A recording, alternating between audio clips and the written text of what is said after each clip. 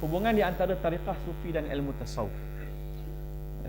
Pun orang tak nampak kadang-kadang sebahagian. Saya pun dulu maksudnya kalau tak belajarlah dengan para masyayikh kita ini,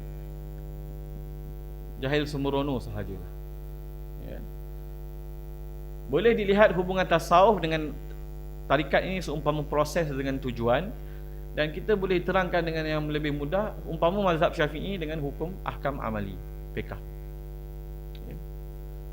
Jadi kata Syekh Abdullah Al-Ghumari dan juga Syekh Dr. Jaudah Al-Mahdi, tariqah Naqsyabandiyah Jaudiyah di Mesir tu. Dia kata Allah Subhanahu Wa Taala membangkitkan bagi cabang-cabang syariat ni ada pendukung-pendukung. Bagi iman, cabang iman ada pendukungnya. Bagi usuluddin ataupun bagi fiqh ada pendukung-pendukungnya.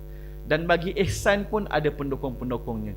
Lalu dinisbahkan amalan tersebut kepada pendukung-pendukungnya ataupun orang yang mengasaskannya. Jadi orang yang tidak faham akan kata, ia bukan berasal daripada zaman Rasulullah, ia berasal daripada zaman Imam Junaid contohnya. Nah, ini berasal daripada Imam Syafi'i. Tak, ulama kata nisbah di situ bukan kerana mereka yang memulakan, seolah-olah tidak ada ilmu tersebut pada zaman Rasulullah, tapi kerana mereka yang berkhidmat kepada ilmu tersebut, menerangkan kaedah-kaedahnya, menerangkan cabang-cabangnya, apa yang salah, apa yang betul, menyeru untuk beramal dengannya, lalu dinisbahkan kepada mereka atas usaha mereka ini. Seperti mana dinisbahkan kiraat Al-Quran kepada perawi-perawinya. Seperti mana dinisbahkan madrasah-madrasah bahasa lughah kufiyin basriyin, ataupun madrasah dalam falsafah Isyraqiyah. Nisbah itu bukan menunjukkan bahawa perkara itu tak ada Islam, tetapi menunjukkan bahawa perkara itu dimulakan, diambil, disusun ilmunya, kawaidnya, dipertahankan, diperincikan oleh ulama tersebut. Bukan bermakna bila Imam Syafi'i memulakan ilmu mustalah hadis dan juga ilmu usul fiqh dalam risalah, maka kita kata, oh, sebelum itu usul fiqh tidak ada, sebelum itu hakikat istinbat tidak ada. Tidak, mereka, bahkan dialah orang yang memulakan penyusunan ilmu tersebut. Begitu juga tasawuf. Bukan bermakna tasawuf ini tidak ada sebelum zaman imam-imam ahli sufi. Bahkan kalau yang kita belajar dalam tarikat Naqsyabandiyah sebagai contohnya, daripada zaman Sayyidina Abu Bakar kepada zaman Abu Yazid Al-Bistami dikenali sebagai Siddiqiyah. Kemudian daripada Abu Yazid Al-Bistami sampai Abdul Khaliq Al-Ghajdawani dikenali sebagai Taifuriyah. Kemudian daripada Abdul Khaliq Al-Ghajdawani sampai kepada Bahauddin Naqsyabandi dikenali sebagai Khawajakaniyah. Bahauddin Naqsyabandi seterusnya dikenali sebagai Naqsyabandiyah, sampai kepada Sirhindi Al-Mujadidiyah, dan kemudian ada tajdid daripada Maulana Khalid Al-Khalidiyah dan seterusnya. Dan hari ini ada Jaudiyah, Naqsyabandiyah, Khalidiyah, Jaudiyah dan sebagainya. Jadi nisbah itu bukan kerana mereka yang mencipta, tetapi kerana mereka menyusun dan memperincikannya dan menerangkan prinsip-prinsipnya baik. Jadi inilah topik yang sebenar nak dibincangkan, hubungan tasawuf dengan akidah dan syariat. Jadi saya nukilkan ini daripada Tuan Guru Dr. Jahid Siddiq, bahawa tasawuf itu adalah natijah amalan yang menggabungkan akidah dengan syariat. Ya, macam kita beritahu, natijah ataupun ilmu yang ada selepas kita beramal dengan akidah dan syariat. Bila kita beramal dengan akidah yang betul, dengan syariat yang betul, maka kita akan dapat natijah tasawuf yang betul. Sebab tu kalau kita baca dalam hadis-hadis berkenaan dengan Khawarij, Rasulullah menggambarkan mereka ni terkeluar daripada panah. Kemudian mereka melihat di panah mereka ada tak kesan darah, di busur mereka. Akhirnya mereka tak tahu. Saya pun tak faham hadis tu pada asalnya. Kenapa diceritakan golongan Khawarij ini bila Rasulullah mengumpamakan mereka memanah, tak jumpa darah di kesan-kesan pemanahan mereka. Maka ulama kata mereka melihat walaupun amal mereka banyak, tapi tak ada kesan pada akhlak mereka. Tak ada kesan kepada dekatnya mereka dengan Allah Subhanahu wa Ta'ala. Jadi ini yang disebut oleh Tuan Guru Dr. Jahid Siddiq, natijah amalan yang mampu meningkatkan bidang akidah dan seterusnya, yang saya akan huraikan di kemudiannya. Baik. Yang kelima, tarikah tasawuf sebagai tunjang akidah dan syariat. Maknanya bila kita sebut tentang gagasan ahli sunnah ni sebenarnya banyak. Okay. Dan saya punya kajian wallahu taala alam, ahli sunnah wal jamaah ini kita boleh definisikan secara berperingkat. Yang pertama, kita boleh terangkan apa itu ahli, apa itu sunnah, apa itu jamaah. Kemudian kita boleh bahagikan definisi ahli sunnah wal jamaah itu kepada definisi yang umum dan definisi yang khusus. Definisi yang umum maknanya orang yang mengikut sunnah Rasulullah dan jamaah sahabat ataupun jamaah ataupun ulama umat ini, ataupun majoriti ulama umat ini. Itu mafhum umum. Tapi mafhum khusus kita boleh tengok. Kalau dari segi masa, salaf dan khalaf itu adalah ahli sunnah wal jamaah. Dari segi manhaj, kita ada akli, kita ada nakli, kita ada akli nakli, kita ada akli nakli kashfi. Dari segi nama madrasahnya, kita ada Asariyah, ada Asy'ariyah Maturidiyah, dan kita ada Sufiyah. Dan dari segi fiqahnya, hari ini kita ada 4 mazhab. Dan dari segi peranannya, seperti mana yang disebut oleh Syekh Abu Mansur Abdul Qahir Al-Baghdadi dalam Al-Farq Bainal Firaq, ada 8 peranan ulama ahli sunnah wal jamaah, termasuk raja, rakyat dan pemimpin dan orang yang duduk di tempatnya, yang ke-8. Jadi itu makna ahli sunnah wal jamaah secara spesifik. Seperti mana kita kata hukum ahkam syariah itu hukum ahkam yang diturunkan oleh Allah Subhanahu Wa Taala kepada Nabi Muhammad sallallahu alaihi wasallam. Itu makna umum syariat. Tetapi bila kita nak mengoperasikan syariat dalam hidup kita, kita kena ambil contohnya mazhab muktabar, fiqh Syafi'i dan sebagainya. Jadi fiqh Syafi'i itu makna yang khusus dan syariah daripada sebagai agama yang diturunkan oleh Allah kepada Rasulullah itu adalah makna yang umum. Jadi perlu dilihat. Sebab bila kita nak mengoperasikan makna tasawuf, kita kena pergi kepada makna yang spesifik. Ya? Baik. Jadi Al-Imam Abu Mansur Abdul Qahir Al-Baghdadi Asy-Syafi'i menyebut tentang 8 golongan ahli sunnah wal jamaah, dan termasuk dalamnya adalah golongan as-sufiyah, golongan sufi. Maka bagaimana orang yang mengatakan golongan sufi ni semuanya ada satu fatwa yang saya baca, dia kata golongan sufi itu bersepakat di atas perkara bid'ah. Ada di kalangan mereka yang mubtadi' ahli bid'ah, dan ada kalangan mereka yang kafir. La haula wala quwwata illa billahil aliyyil azim. Dan saya pernah dengar lagi satu orang, tapi orang tu dah bertaubat, dia kata malam yukafir haula, siapa yang tak kafirkan golongan sufi fahuwa kafir, dia kafir. La haula wala quwwata illa billahil aliyyil azim. Sedangkan tuan-tuan, ulama sufi kita lihat sangat-sangat luar biasa. Dan saya punya pandangan, dan ini daripada ulama-ulama yang kita ambil juga, bahawa mereka adalah ar-rasikhuna fil ilm. Orang yang memusuhi orang sufi ni sebenarnya dia berisiko besar untuk memusuhi para awliya Allah. Sebabnya ayat-ayat mutasyabihat sebagai contoh, ayat-ayat mutasyabihat, kita tengok ulama usuluddin ada pendekatan dia. Tetapi bila kita tengok kepada ulama sufi, pendekatan mereka jauh lebih luar biasa. Mereka ada sebahagian yang mengajar kepada kita bahawa ayat-ayat itu bukan ayat hissiyah, tapi ayat dzauqiyah. Orang yang memaham ayat tersebut dengan cara hissi, dia akan faham secara zahir Tuhan begini wal iyazbillah. Tetapi bila dilihat kepada muraqabah dan musyahadah, wa huwa ma'akum aina ma kuntum, kita belajar dalam amalan tariqah sebagai contohnya, ayat ini digunakan sebagai muraqabah ma'iyah.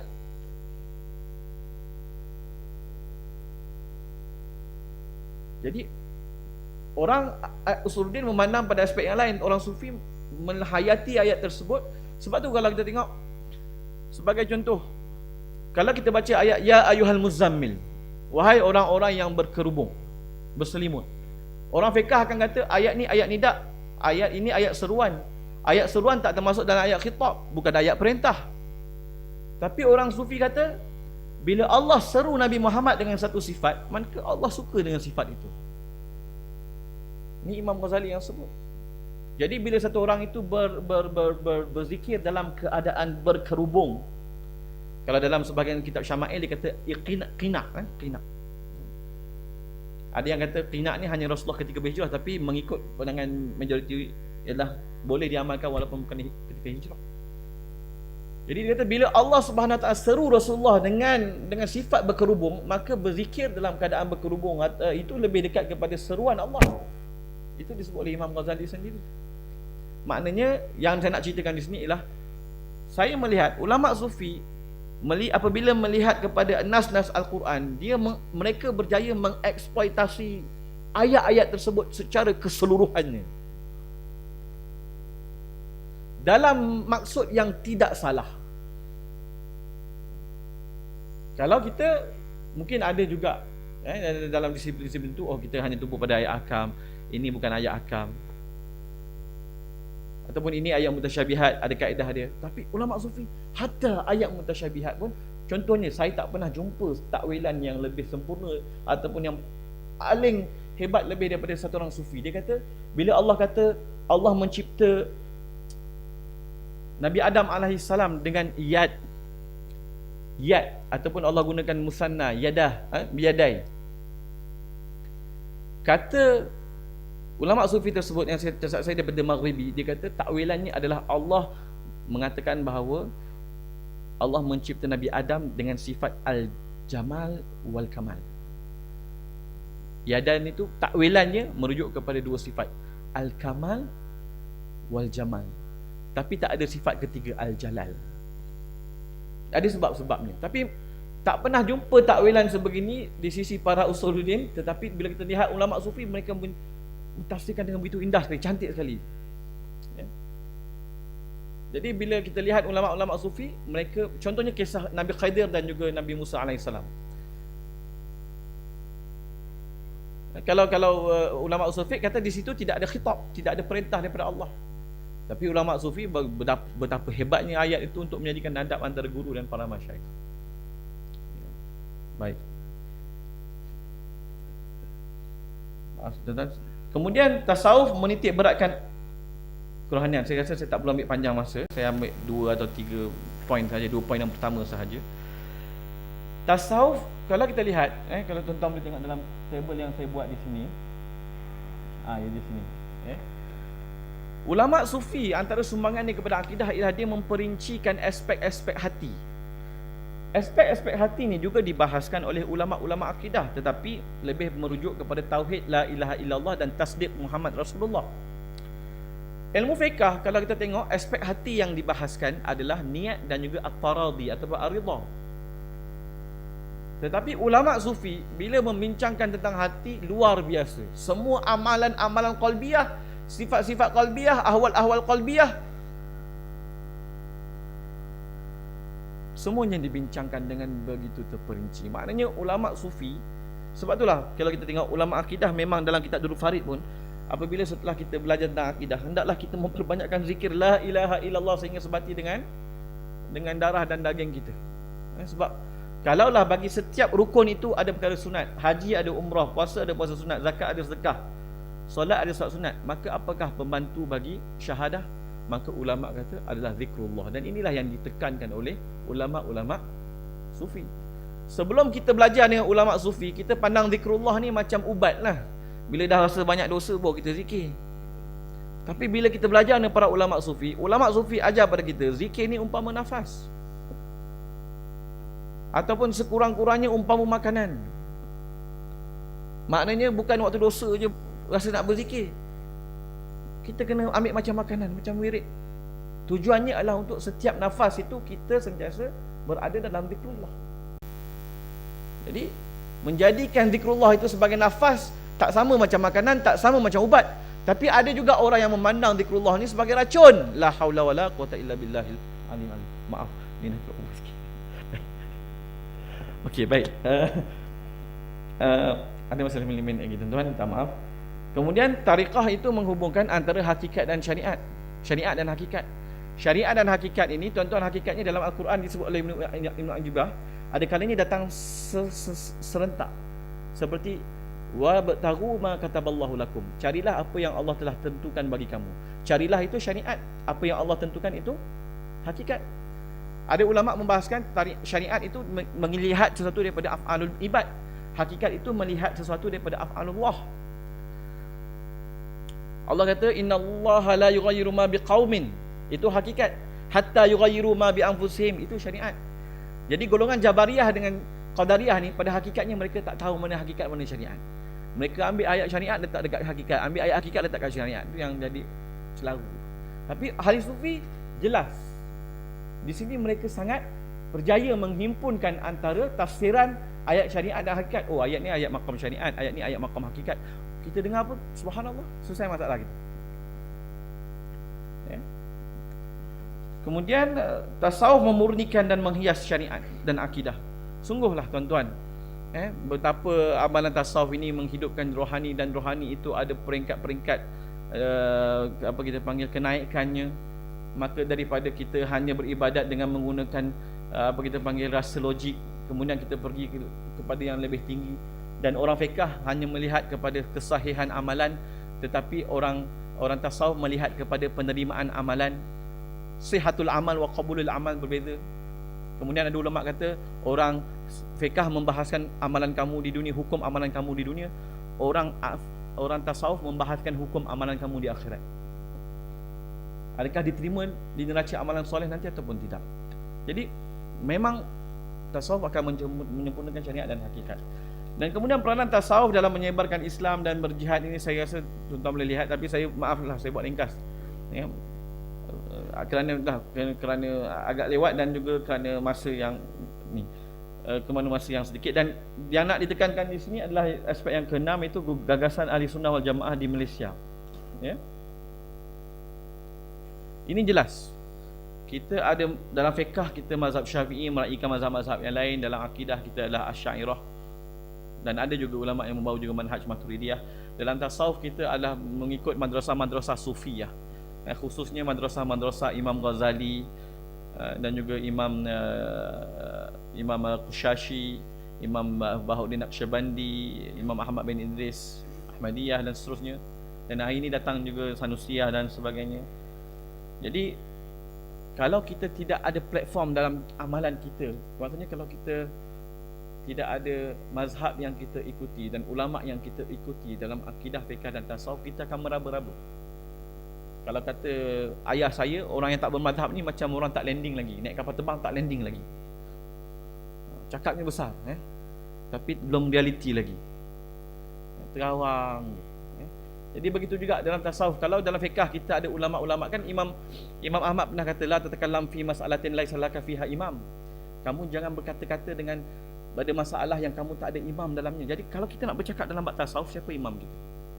Adakah kita hanya rasa, saya rasa? Imam kita dalam tasawuf siapa? Dan jangan pelik kenapa ketiga-tiga ini bergabung, kerana ulama sufi itu jugalah ulama Syafi'i itu jugalah ulama sufi. Ulama sufi itu jugalah ulama Asy'ariyah, dan ulama Asy'ariyah itu jugalah ulama hadis, dan mereka jugalah mufassir. Kalau kita lihat, hakikatnya ulama-ulama kita lah yang mendukung ketiga-tiga manhaj ini dan sampai kepada kita, dan ini yang dibawa oleh kita. Cuma saya agak fikir juga kenapa tentang tarikat ini orang lihat agak dengan persepsi yang agak negatif.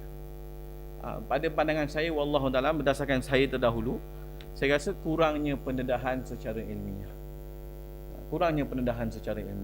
Kalau didedahkan dengan secara ilmiah, tak ada masalah. Kitab-kitab rujukan cukup banyak untuk didedahkan, tak perlu disimpan. Tuan-tuan yang dimuliakan oleh Allah Subhanahu Wa Taala. Jadi usaha seperti ini sangatlah dialu-alukan bagi saya, wallahu taala alam, untuk menjelaskan kedudukan tarikah sufi.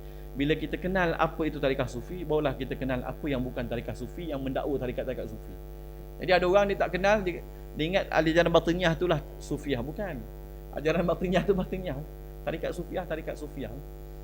Bila dia keliru itu sebab dia tak tahu nak membezakan, tak belajar dengan para masyayikh, maka akhirnya tertolak benda yang begitu baik dan sempurna.